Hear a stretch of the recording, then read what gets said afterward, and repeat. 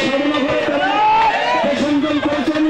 তাই আজকে বৈঠকে এই কারাগারের বিরুদ্ধে আমরা দেখতে পাচ্ছেন তারা এই যে কাটা আছে কাটার উপরে শিক্ষকদের আশীর্বাদে তাদের কাটার কোনো আজ কিন্তু আমরা দেখতে পাচ্ছি না।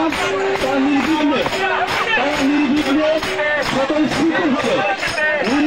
স্বতঃস্ফূর্তভাবে তিনি তারা ঝাঁপিয়েছেন। আপনারা জানেন এই শিক্ষক আমরা চরকপূজা অত্যন্ত একটি দীর্ঘমেয়াদী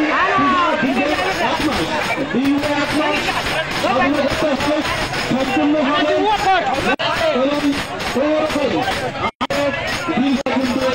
আমাদের এই যে আমাদের কিন্তু আলোচনা করে থাকেন।